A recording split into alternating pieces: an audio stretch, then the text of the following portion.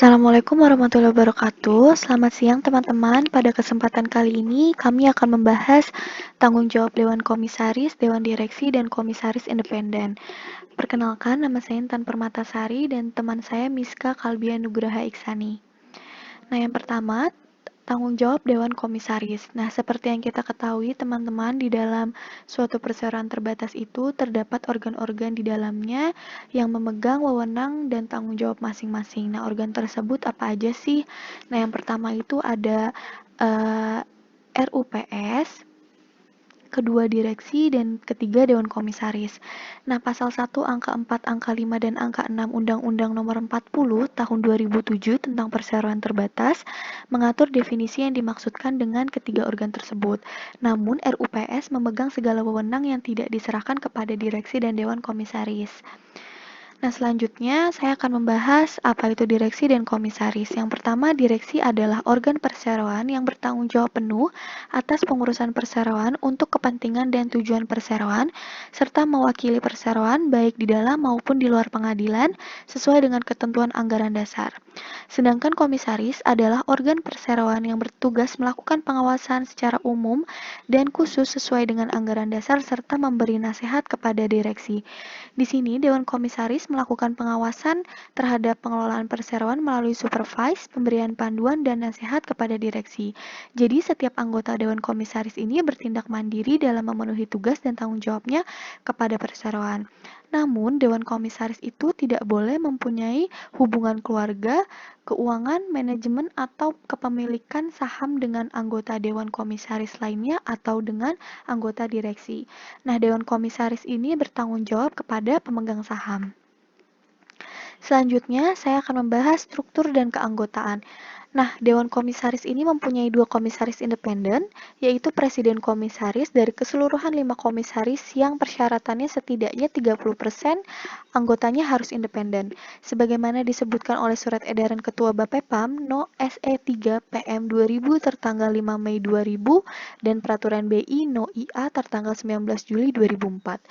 Namun, dengan dikeluarkannya Peraturan OJK Nomor 33 POJK 04 2014 mengenai Direksi dan Dewan Komisaris Perseroan Publik tertanggal 8 Desember 2014, Peraturan Bapepam LK Nomor 9 I6 tertanggal 7 Desember 2012 tidak lagi berlaku.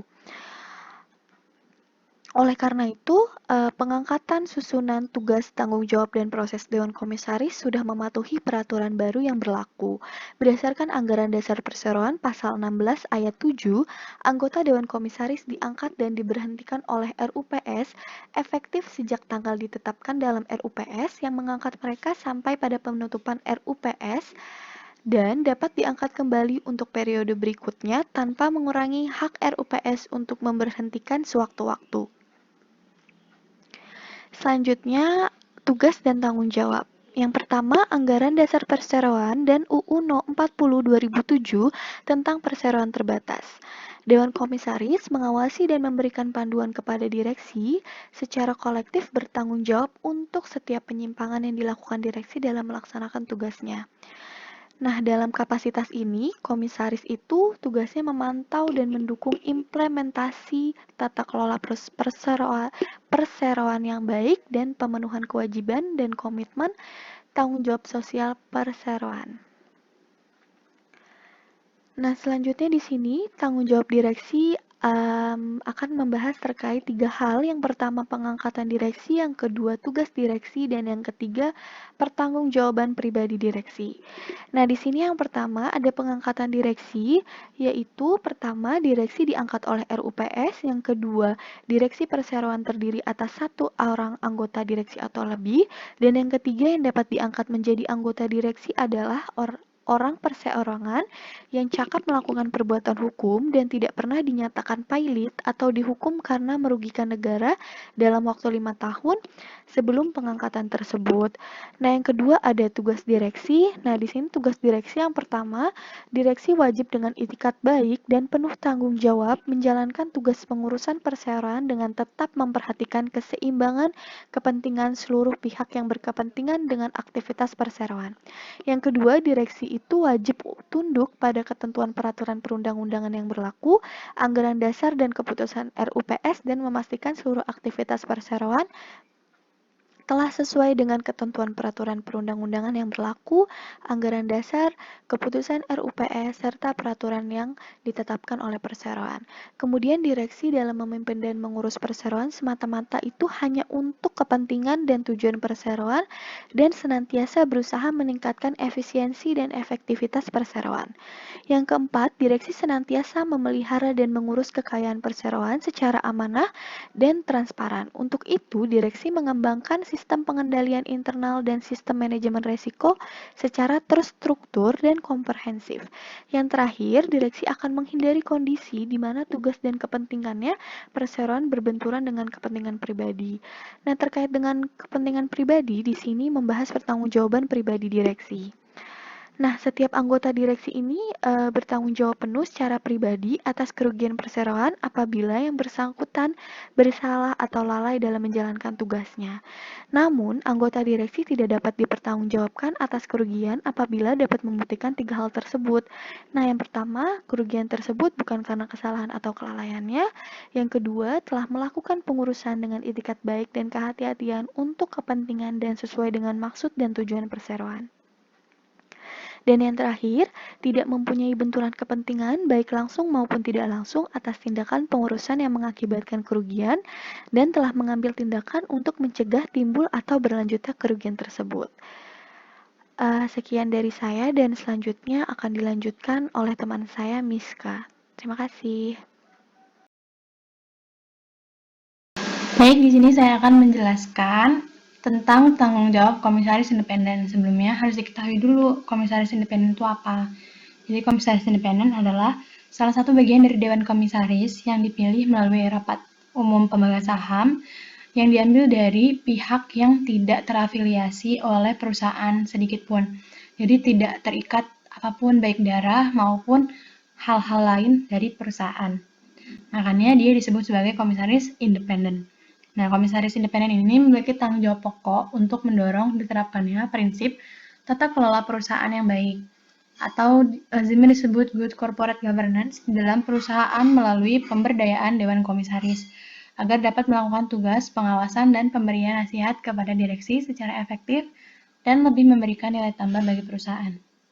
Di sini tanggung jawabnya adalah memastikan bahwa perusahaan memiliki strategi bisnis yang efektif, memastikan bahwa perusahaan mengangkat eksekutif dan manajer-manajer profesional, memastikan bahwa perusahaan memiliki informasi, sistem pengendalian, dan sistem audit yang bekerja dengan baik, memastikan bahwa perusahaan itu mematuhi hukum dan perundangan yang berlaku, memastikan risiko dan potensi krisis selalu diidentifikasikan dan dikelola dengan baik, dan juga kinerja komisaris independen ini harus memastikan prinsip-prinsip dan praktek good corporate governance dipatuhi dan diterapkan dengan baik. Di sini ada tugas komisaris independen. Yang pertama, tugasnya itu harus menjamin transparansi dan keterbukaan laporan keuangan. Ini selaras dengan prinsip GCG. Lalu juga harus memberikan perlakuan yang adil terhadap pemegang saham minoritas dan stakeholder lainnya. Karena di dalam prakteknya sering ditemukan transaksi mengandung benturan kepentingan yang mengabaikan kepentingan pemegang saham publik. Jadi pemegang saham publik atau biasa disebut pemegang saham minoritas itu biasanya diabaikan. Jadi tidak dipikirkan dalam pengambilan keputusan. Nah, di sini komisaris independen harus benar-benar memastikan keadilan tersebut terjadi. Nah, selanjutnya ada diungkapkannya transaksi yang mengandung benturan kepentingan secara wajar dan adil, lalu kepatuhan perusahaan pada perundangan dan peraturan yang berlaku, serta menjamin akuntabilitas organ perseroan. Nah, di sini kita akan membahas tentang wewenang komisaris independen. Ketika komisaris independen ditunjuk, maka dia berhak mengetuai komite audit dan komite nominasi. Jadi ketika laporan keuangan itu akan diaudit, maka si komisaris independen ini berhak untuk menjadi ketua komitenya. Nah, komisaris independen juga berhak menyampaikan pendapat yang berbeda dengan anggota Dewan Komisaris lainnya yang wajib dicatat dalam berita acara rapat Dewan Komisaris, dan pendapat itu jika bersifat material wajib dimasukkan ke dalam laporan tahunan. Nah, setelah dijelaskan tentang tanggung jawab, tugas, wewenang dari direksi, dewan komisaris, dan komisaris independen, maka kelompok kami akan mengambil kasus dari kasus Garuda. Karena selaras dengan apa yang telah kita pelajari. Di sini saya akan membacakan tentang kronologi kasusnya terlebih dahulu. Pada tanggal 1 April 2019, Garuda Indonesia melaporkan kinerja keuangan tahun buku 2018 kepada Bursa Efek Indonesia. Nah, diketahui bahwa di laporan tersebut tertulis laba bersih PT Garuda ini sebesar 809.000 US dollar. Nah, ini berbanding terbalik dari 2017 yang merugi 216,58 juta US dollar. Kinerja ini terbilang cukup mengejutkan karena pada kuartal ketiga di 2018 itu perusahaan masih merugi sebesar 114,08 juta US dollar. Jadi kenaikannya cukup signifikan dari kuartal ketiga menuju kuartal 4 atau kuartal akhir atau tahun buku terakhir di 2018 itu menjadi labanya 809.000 dari rugi 114,08 juta. Jadi di sini terdapat sebuah keganjilan yang dilihat oleh dua komisaris PT Garuda ini. Nah, pada tanggal 24 April itu diadakan rapat umum pemegang saham tahunan di Jakarta. Salah satu mata agendanya itu adalah menyetujui laporan keuangan tahun buku tersebut. Nah, rapat tersebut dihadiri oleh dua komisaris Garuda Indonesia, yaitu Khairal Tanjung dan Doni Oskaria selaku perwakilan dari PT Trans Airways. Nah, mereka berdua ini menyatakan ketidaksetujuannya tentang laporan keuangan yang sudah diterbitkan. Mereka melihat bahwa ada satu transaksi yang seharusnya belum diakui di tahun 2018, tapi sudah ditulis atau sudah diakui sehingga membuat pendapatan yang diterima menjadi sangat-sangat berbeda dari yang seharusnya. Jadi di sini Trans Airways ini berpendapat angka transaksi dengan Mahata sebesar 239,94 juta US dollar itu terlalu signifikan sehingga mempengaruhi neraca keuangan Garuda Indonesia. Jika nominal dari kerjasama tersebut tidak dicantumkan sebagai pendapatan, maka perusahaan di tahun 2018 atau di tahun buku itu harus sebenarnya masih merugi sebesar 244,96 juta US dollar. Karena benar memang kerjasama dengan Mahata itu belum masuk ke kantong perusahaan. Jadi seharusnya belum diakui di tahun itu. Nah, kekisruhan dan keganjilan dari laporan keuangan ini terangkat atau terekspos ke publik sehingga publik merespon. Di tanggal 25 April itu di Bursa Efek Indonesia saham perusahaan dengan kode GIAA ini turun sebesar 4,4%. Karena banyak pihak yang kaget kenapa kok bisa ada perbedaan opini antara komisaris dengan manajerialnya gitu. Nah, di sini karena ada perseteruan atau perbedaan opini ini, BI atau Bursa Efek Indonesia menyatakan akan memanggil manajemen dari Garuda Indonesia itu terkait timbulnya perbedaan opini antara pihak komisaris dengan manajemen terhadap laporan keuangan tahun buku 2018 gitu. Nah, selain manajemen perseroan, otoritas bursa juga akan memanggil kantor akuntan publik sebagai kantor yang mengaudit laporan keuangan tersebut, yaitu KAP Tanubrata Sutanto Fahmi Bambang dan rekan selaku auditor laporan keuangan perusahaan. Pemanggilan itu dijadwalkan pada Selasa 30 April. Nah, selanjutnya di tanggal 26 April 2019, Komisi 6 Dewan Perwakilan Rakyat atau DPR menyatakan bakal memanggil manajemen perseroan. Jadi Wakil Komisi 6 DPR RI, Nasrullah Zubir, mengatakan perseteruan antara Komisaris Garuda Indonesia dengan manajemen akan dibahas dalam rapat internal usai reses. Lalu beredar surat dari sekretariat. Jadi di tanggal yang sama, di hari yang sama itu beredar surat bahwa adanya perihal aksi mogok yang dilayangkan oleh Sekretariat Bersama Serikat Karyawan Garuda Indonesia atau disingkat sebagai Sekarga. Namun di sini juga terdapat perbedaan. Jadi Asosiasi Pilot Garuda atau APG ini membantah akan melakukan mogok kerja.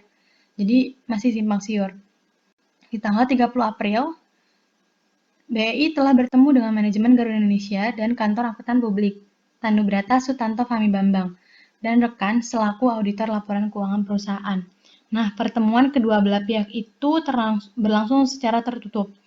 Nah, otoritas berusaha menyatakan akan mengirimkan penjelasan usai pertemuan tersebut yang akan dicantumkan di dalam IDX Next atau penjelasannya bisa dibaca di websitenya. Nah, dari sini, dari kronologi kasus yang sudah dibacakan itu bahwa ada perbedaan opini antara komisaris dan manajerial. Perbedaan kasus tersebut membuat banyak respon yang tidak mengenakan perusahaan. Dari kasus tersebut juga dapat kita lihat peran komisaris dalam menjaga kewajaran dan keterbukaan sebuah laporan tahunan perusahaan. Namun memang untuk kasus Garuda ini, komisaris seperti tidak memiliki wewenang yang baik untuk mengemukakan ketidaksetujuannya dalam RUPST. Pihak Khairal Tanjung sebagai wakil komisaris seperti tidak menjadi bahan pertimbangan keputusan yang diambil pada RUPST tersebut.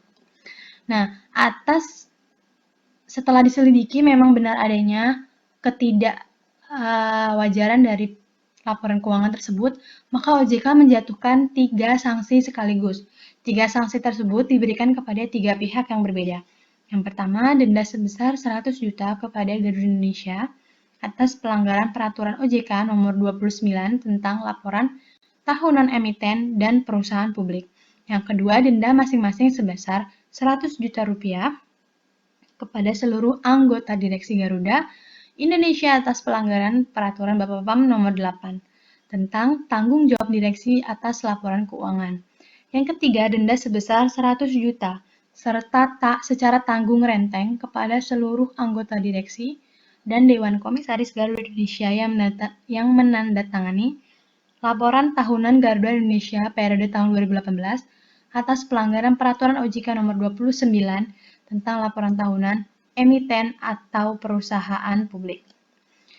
Nah, di sini kita menyimpulkan, maka dapat disimpulkan, jadi dari kasus ini, pengawasan atas jalannya sebuah perusahaan tak mungkin lepas dari tanggung jawab manajerial di atas. Baik jalannya perusahaan akan baik maupun buruk. Direksi beserta komisaris tak akan bisa lepas karena memang sudah menjadi tanggung jawabnya. Dalam GCG, peran kedua pihak ini sangat berpengaruh. Pengawasan atas kinerja perusahaan akan dapat dipertanggungjawabkan. Penerapan GCG dalam sebuah perusahaan bertujuan untuk mengatur, kelola perusahaan agar menjadi baik dan dapat dipercaya. Pengenaan sanksi dan atau perintah tertulis terhadap Garuda Indonesia, direksi dan Dewan Komisaris atau akuntan publik dan KAP oleh OJK diberikan sebagai langkah tegas OJK untuk menjaga kepercayaan masyarakat terhadap industri pasar modal Indonesia. Sekian, terima kasih. Ada pertanyaan?